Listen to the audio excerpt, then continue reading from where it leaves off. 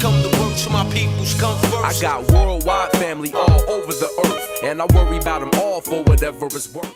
So thank you everyone at Blockchain for Social Impact. We're very excited to talk to you today about how we're building for financial inclusion. My name is Xochitl Cazador. I lead ecosystem growth at Celo, and I am passionate about social impact and technology. Hi everyone, I'm Jackie Bona. I oversee growth at Celo, and I'm passionate about bringing new technologies to emerging markets. So thanks for having us. So we'd like to share a little bit more about Celo, how it was built for a mobile-first financial inclusion, and explore a few use cases that were built on Celo. So Celo's mission, for those of you that aren't familiar with Celo, is to build a financial system that creates conditions of prosperity for everyone. Celo is a mobile-first blockchain that's open and programmable. Celo takes a full-stack development approach. The full stack has three main components: the protocol, the platform, and the application layer. We designed each layer with the end user in mind.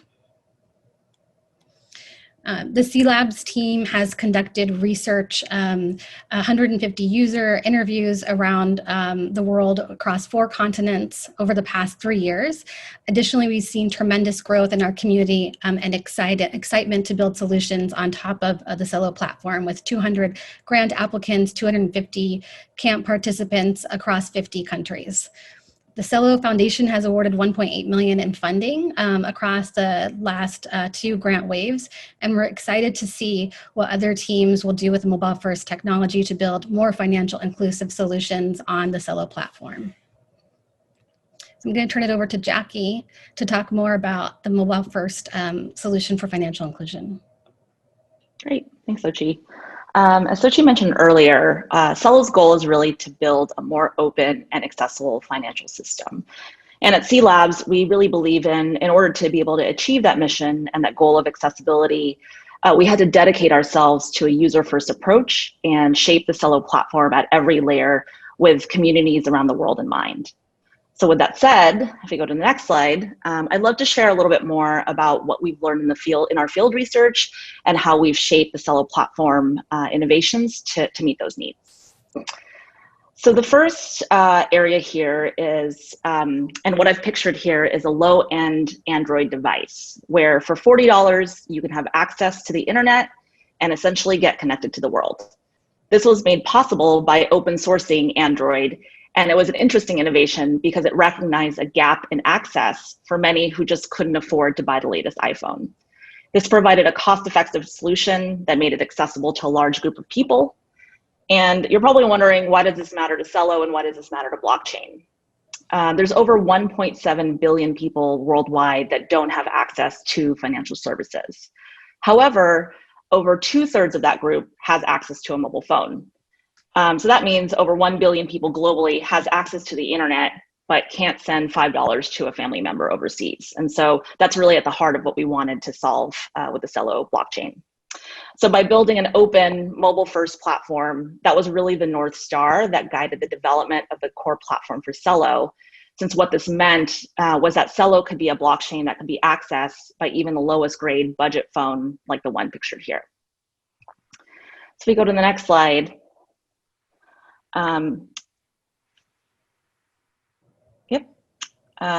It might not be a surprise to know that connectivity is spotty in emerging markets. And in our Philippines pilot, which is the picture here, we learned that users were very data conscious, and it would often take too long and take too much data to sync with the blockchain if you wanted to make a simple payment on the go at this merchant store right here.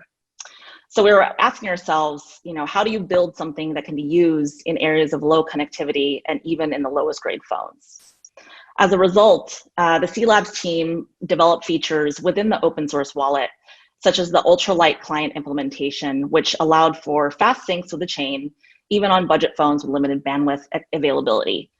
Additionally, we baked in features like the data saver mode within our wallet for those data conscious users in case they wanted to save even more data while using the app. Then third, another need that the team focused on was simplifying how network fees or gas fees worked on Celo. And this was really to enable a very easy and seamless user experience. This photo here is from a pilot that we ran in Argentina, where we tested how using Celo dollars, our stablecoin, would work in a day-to-day setting. One thing that we noticed that it was too complicated to use the traditional blockchain model of using two different currencies to pay for the good and pay for the network fees. And it ended up just being confusing and a not a simplified user experience. So the team went back and worked on the ability to simplify this experience and found a way to enable gas fees paid in a single stable asset, which significantly reduced the complexity for end users. So these are some of just the examples of the innovations that were born out of our market research and shaped all the layers of the Celo platform. So if we go into the next slide, the things that I mentioned to consider when building for financial inclusion is that build for access, even for the most constrained environments, and really build for an easy user experience. We took these principles at Celo to design our own mobile payments app, Valora, pictured here. And as you can see just from the quick demo, it has a very similar user experience to the Venmo app. So you can kind of think about it as like a global Venmo if you're in the US, or if you're familiar with M-Pesa in Africa, it's a global version of that. The key difference to Valora and what we're building is that it can work globally, so meaning that you can send money to anyone in the world without incurring traditional bank fees, and that it's powered by a decentralized system. We're currently testing Valora in beta, so if you're interested in testing it out, you can visit valoraapp.com to learn more. And lastly, we're excited to continue to push the frontiers of providing accessible and easy to use financial tools for more users around the world. So next, I'm going to kick it back to Sochi to deep dive on how Celo is providing greater financial access to communities in Colombia. Great, thanks, Jackie. So Celo is building real-world applications. Solutions that are currently built on Celo include merchant payments, remittances, and peer-to-peer payments, micro-earnings and wages, humanitarian aid, savings, and loans. And I'd like to dive into one of these areas with you today and explore how Celo can be used to provide microloans to anyone with a mobile phone. I'd like to start with the story. We met Jorge this summer in Colombia. He's a lifelong entrepreneur and father. He immigrated to Colombia with the hope of providing a better life for his family. He works as a bike messenger by day, but dreams of owning his own business again someday. Jorge hasn't just rebuilt his own life in Bogota. He's helped his community rebuild theirs. The lack of formal solutions prompted Jorge to start a savings circle with a group of fellow immigrants. Together, they establish financial goals, access money they need, and support each other on their path towards achieving those goals. Across the world, friends and family lend money to each other. So a loan on Celo turns a common community practice into a credit building activity that can help communities prosper. We started this pilot in Colombia during a pandemic. As families around the world were under shelter-in-place orders, many people turned to delivery services. The delivery service market is expected to grow from $540 billion in 2019 to $824 billion in 2023. Demand for couriers is booming. Immigrants like Jorge help fill this demand. Most of the couriers in Colombia use a manual pedal bicycle, but a motorized bicycle is a game changer. As part of our pilot, each participant received a $500 loan to purchase a beach cruiser that was retrofitted with a 66C two-stroke motor. This bike not only extended their range of speed, but also doubled their income. Lending on Celo has several advantages over traditional financial institutions. It provides access to anyone with a mobile phone, offers better terms, provides increased transparency, allows for programmability, and most importantly, it offers someone like Jorge and his community a mobile identity and credit history. Let's dive into a few of these benefits. In the absence of formal credit solutions, people turn to informal ones, borrowing money from a friend or a family member. Reputation and relationships are essential in informal lending networks. We took the best of these informal networks and used it as a basis to assess creditworthiness and the likelihood for repayment. In the case of Jorge, he was able to use his social collateral to vouch for others to obtain a loan. What we found was a small loan could have a huge impact on someone's life. This is Darwin. He was one of the top performers, earning 4 times the minimum wage simply by using a motorbike. On average, across the cohort of 55 individuals, incomes doubled. This loan helped place individuals on a different trajectory. And at an institutional level, the lack of transparency is a huge risk. One microfinance institution we spoke to had to replace their entire country team because of fraud. A loan on Celo provides more transparency to the entire financial chain, providing tighter controls. This was actually put to the test during the pilot when we caught a fraud attempt, thanks to the traceability on the blockchain. The P2P lending market is expected to reach $589 billion by 2025. We've been hearing a lot about DeFi, and I'd like us to challenge how we think about DeFi and to reframe the definition. How might we use the power of decentralized finance for good to offer a microloan to anyone with a mobile phone? Informal financial solutions are built on the foundations that communities will help each other. It can work exceptionally well in small groups, but doing it at analog prevents scale. A microloan on Celo has the potential to reward trust, help communities prosper together, and connect those with capital to those without. For Jorge and his community, we've already seen the immediate impact in their daily lives. How might we empower and scale even more communities with solutions like this on Celo? Thank you for that. Couple last slides, a few key takeaways. And so first takeaway is, building for financial inclusion means mobile first. I spoke about how many of the insights that were surfaced in our field research help shape Celo to be user-friendly and accessible on mobile. The second takeaway is that, Celo's powering real use cases, including cross-border payments, international remittances, and as Sochi walked us through, providing access through microlending on Celo. And the third takeaway, which we haven't covered yet, is that Celo is supported by over 100 orgs globally. We've seen a tremendous response, in terms of our mission, and we invite you to join the community. So if we go to the next slide. There are many ways to join the Celo community, and we recognize that the vision for a better and more prosperous world can't be done alone. So we invite you. So a few ways. So if you're an organization that can benefit from building on the Celo platform, please reach out to alliance@celo.org. If you're a developer or if you have an idea for a project that can benefit the Celo ecosystem, we'd love to hear from you. So we have 2 calls to action here: apply for Celo Camp and apply for the grant. Applications for Celo Camp, which is our incubator program, are currently open, and we'd love to see your application in. And for the grant program, if you have an idea that can contribute to the Celo ecosystem and really impact the 1.7 billion, unbanked, we invite you to apply for that. And then lastly, if you want to test out Valora, the global payments app that I spoke about recently, that's built on the Celo platform, we invite you to participate in the beta by visiting valoraapp.com, or you can search for Valora in the App Store. Thank you again, and we value your time. Thank you for learning about Celo. Awesome. Thank you so much, Sochit and Jackie. I love that presentation, and I loved how you guys tied it back to our panel earlier where we talked about financial inclusion and what blockchain can do. We still have about 9 minutes or so until the end of your time. I'm wondering if you could talk a little bit more about what transforming the DeFi space into a more inclusionary space looks like for Celo. Yeah, so I think there's a lot of opportunity. I think we're looking for ways that we can, again, like reframe this definition of DeFi.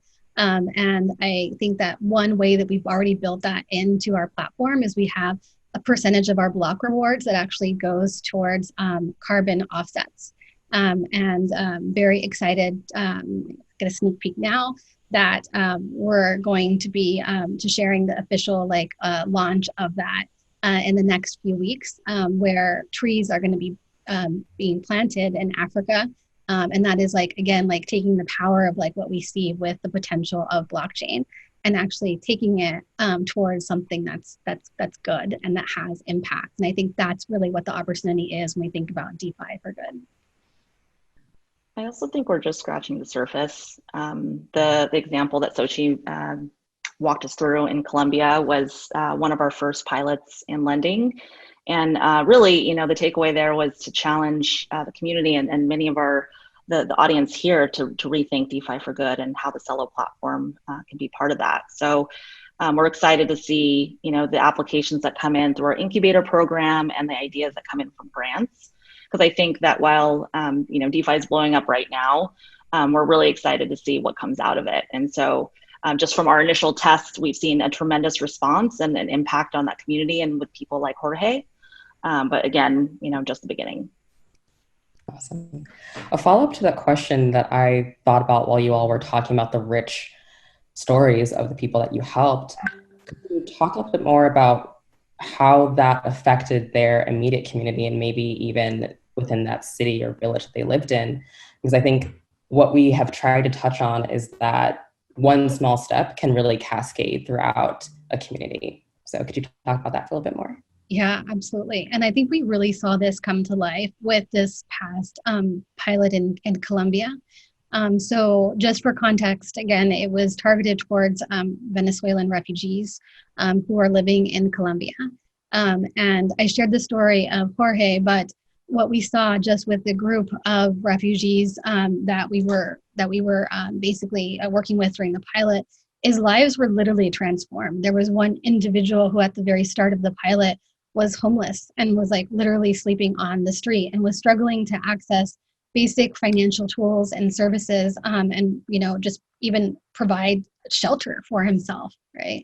And that lack of access to capital was something that I think really was impacting him, and being able to issue again that small loan and having a community basically use their reputation and other tools that we don't often think of when we think about financial inclusion, I think was something that was very powerful. And he went from, again, like being homeless, like literally sleeping on the street, to now having like a job where he was earning like 4 times the minimum wage. And we saw that consistently across like that group that we were helping. Awesome. And building off of that, it seems like once that happens, there's kind of this educational moment where it affects others within the community.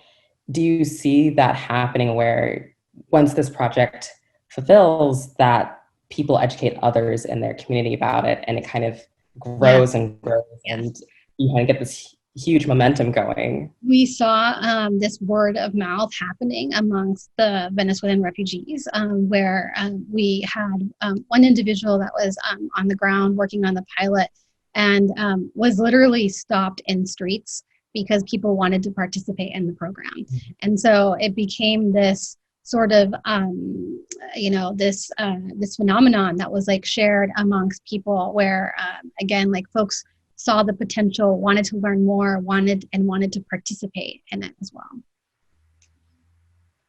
I think another story to note, which we didn't cover, was that we actually ran another pilot in Kenya to test Celo as a micro-earning platform. And so we use a version of the Valora app to basically test with current students to do micro tasks. So things like looking at receipts or transcribing receipts or making sure inventory was checked, and they would get paid in Celo dollar. And so this provided such a unique opportunity for these students. And I think the stat in Kenya is that like 60% of youth are unemployed. So they're highly capable, incredibly intelligent, just doesn't have the opportunity to work. And so now from the convenience of their phone, they have the ability to actually earn and work. And one of the things that we found was that since, a lot of the micro work was being funded by companies in the US or, other brands that are in more established markets, they found a sense of pride and prestige to be associated with that, in addition to finding their purpose and having productive time and work. So to answer your question about, was there kind of like a viral effect or community? It's the participants, we probably had about 30 participants in that cohort, loved it so much that in one of the interviews that we had, this woman, Anne, that was participating, she had mentioned that she was telling her friends about it and saying that, like, why spend and waste all this time on social media on your phone when you can actually earn money and like use your phone for something productive? And so it was really interesting to see that, because it's like, we obviously spend so much time on our phone, we might as well, make some good out of it. And this was just one example of how Celo was able to provide that opportunity for productive work with a tool that you already have in your pocket. Awesome. Well, I am so glad that we got a chance to kind of round up our discussion on financial inclusion with Celo. Thank you so much, Sochit and Jackie, for that amazing keynote.